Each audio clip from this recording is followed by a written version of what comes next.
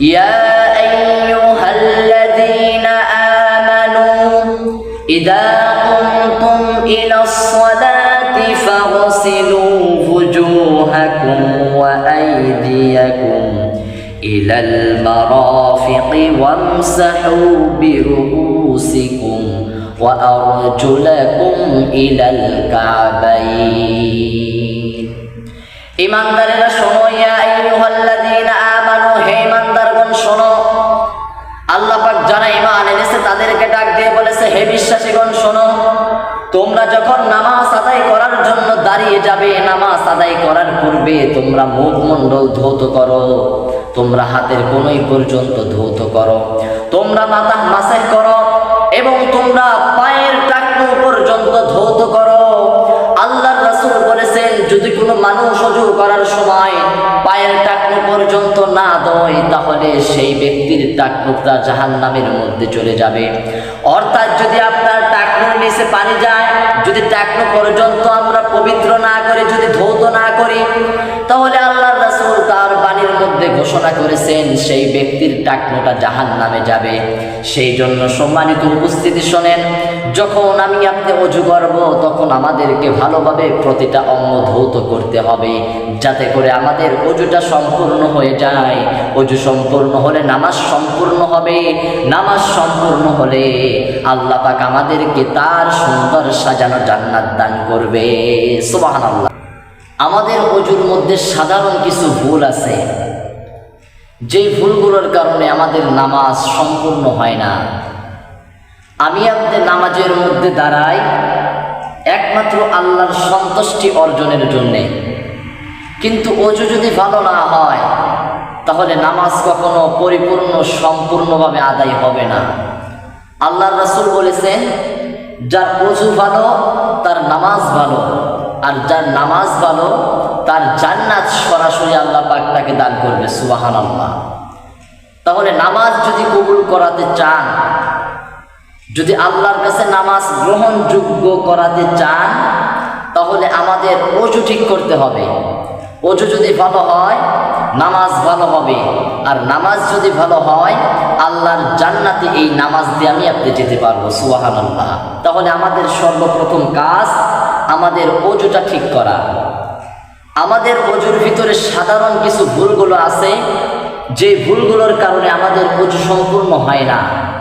তার মধ্যে আমি আপনি অনেক সময় দেখা যায়, আমরা যখন বাড়ি থেকে অথবা অন্য কোনো জায়গা থেকে মসজিদে এসে ওযু করি, অথবা বাড়িতেই ওযু করি, ওযুর পূর্বে বিসমিল্লাহ বলে যদি আমি আপনি হাতে পানি না নেই, যদি আমাদের বিসমিল্লাহ না বলে যদি আমরা কবজিটা ধৌত করি, তাহলে আমাদের ওযু সম্পূর্ণ হবে না।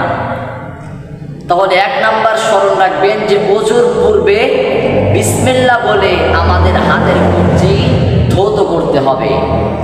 যদি বিসমিল্লাহ না বলে হাতের কবজি ধৌত করি, তাহলে আমাদের ওযুটা সম্পূর্ণ হবে না, অসম্পূর্ণ থেকে যাবে। তাহলে এক নাম্বার। দুই নাম্বার হলো, আমি আপনি যে মুখের মধ্যে পানি নেই, পানি নিয়ে যে কুলি করি, সেইটা আমাদেরকে গড়গড়িয়ে কুলি করতে হবে। অনেকের ভিতরে দেখা যায় ওযু করার সময় পানিটা মুখের মধ্যে নিয়ে সঙ্গে সঙ্গে ফেলে দেয়, মুখের মধ্যে পানি নিয়ে সঙ্গে সঙ্গে ফেলে দেয়। মুখের মধ্যে নিয়ে যে পানিটা একটু ভিতরের দিকে যে গড়গড়িয়ে কুলি করবে, সেইটা আমাদের মধ্যে অনেকেই করে না। যদি গড়গড়িয়ে কুলি না করেন, মুখের ভিতরে যদি পানি না যায়, তাহলে আমাদের ওযু সম্পূর্ণ হবে না। আর প্রতিটা অঙ্গ অর্থাৎ হাতের কবজি বলেন, মুখের মধ্যে পানি নেওয়া বলেন, যদি আমি আপনি 3 বার করে যদি না নেই, তাহলে কিন্তু আমাদের ওযু সম্পূর্ণ হবে না। একবার নেওয়া ফরজ, কিন্তু যদি আমি আপনি 3 বার করে পানি না আনে ইচ্ছাকৃতভাবে, তাহলে আমাদের ওযু সম্পূর্ণ হবে না। 3 নাম্বার হলো, আমরা যে নাকের মধ্যে পানি দেই, এইটা নাকের মধ্যে পানি দেওয়ার পরে আমাদের পানিটা আমাদের বাম হাতের আঙুল দিয়ে পানিটা ভিতরে পৌঁছিয়ে দিতে হবে। যদি আমাদের নাকের মধ্যে যদি নরম মাংস আছে, যেইটা নরম মাংস পর্যন্ত যদি আমাদের পানি না পৌঁছায়, তাহলে আমাদের ওযু কিন্তু সম্পূর্ণ হবে না।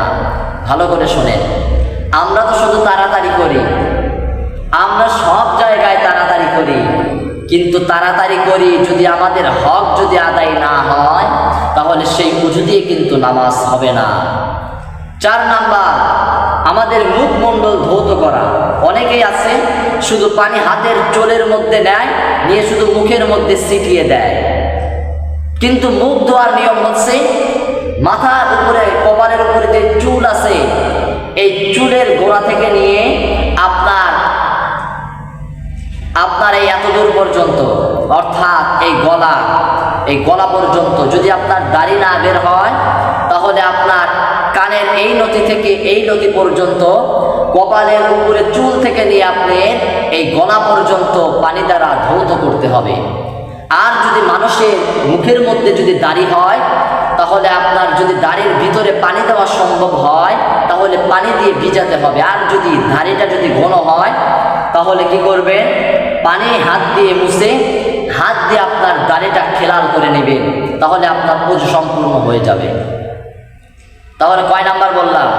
1 নাম্বার হাতের কবজি, 2 নাম্বার কুলি করা, 3 নাম্বার নাকে পানি দেওয়া, 4 নাম্বার মুখমণ্ডল ধৌত করা, 5 নাম্বার হলো হাতের কোনই পর্যন্ত ধৌত করা, দুনো হাতের কোনই পর্যন্ত ধৌত করা। যদি এই কোনই পর্যন্ত পানি যদি না ওঠে, যদি কোনইয়ের নিচ পর্যন্ত আমি আপনি যদি পানি যদি কোনইয়ের উপরে না ওঠে তাহলে আমাদের ওযু সম্পূর্ণ হবে না।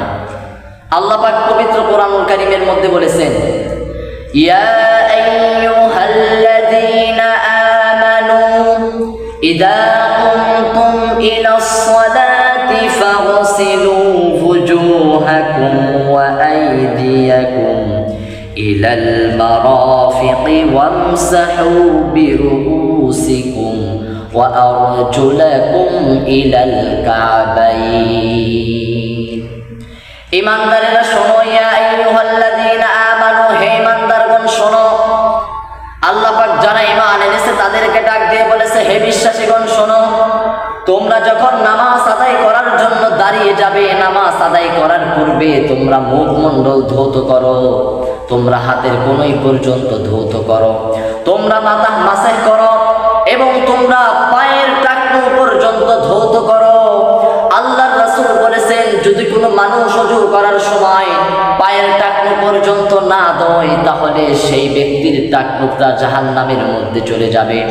অর্থাৎ যদি আপনার টাকনুর নিচে পানি যায়, যদি টাকনু পর্যন্ত আমরা পবিত্র না করে যদি ধৌত না করি তাহলে আল্লাহর রাসূল তার বাণীর মধ্যে ঘোষণা করেছেন সেই ব্যক্তির টাকনুটা জাহান্নামে যাবে।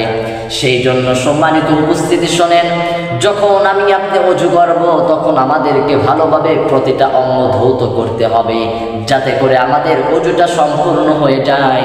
ওযু সম্পূর্ণ হলে নামাজ সম্পূর্ণ হবে, নামাজ সম্পূর্ণ হলে আল্লাহ পাক আমাদেরকে তার সুন্দর সাজানো জান্নাত দান করবে।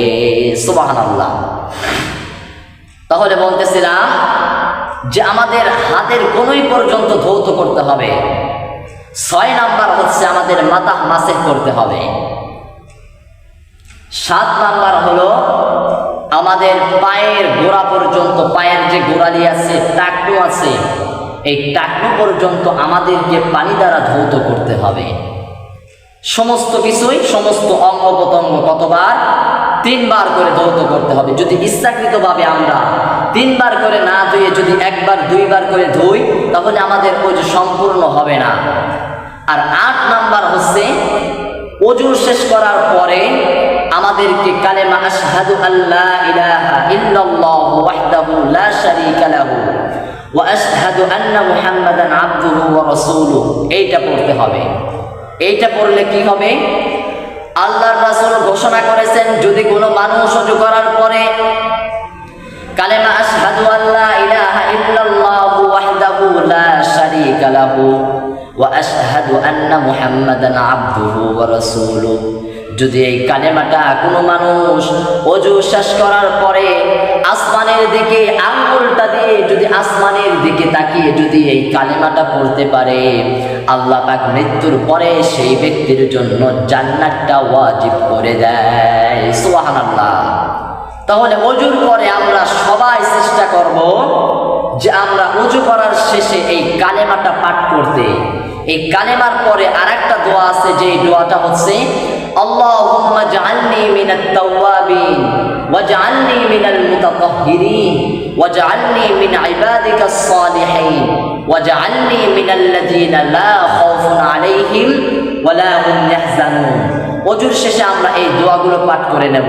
আর আমাদের কথা হচ্ছে, আমরা যখন ওযু করব তখন আমরা প্রতিটা অঙ্গ 3 বার করে ধৌত করব এবং সমস্ত অঙ্গগুলো যেন ভালোভাবে ধৌত করতে পারি। সমস্ত অঙ্গগুলোর জায়গায় পশম যে আছে, সেই পশমের প্রতিটা পশমে যেন আমরা পানি পৌঁছাইতে পারি। আমরা সেইভাবে ওযু করব যাতে করে আমাদের ওযুটা ভালো হয়, নামাজটা ভালো হয়। আমি আপনি যেন আল্লাহর জান্নাত যেন এই নামাজ দ্বারা আমরা ক্রয় করে নিতে পারি। আল্লাহ পাক যেন আমাদের সবাইকে সেই তৌফিক দান করে। আমরা সবাই পড়ি।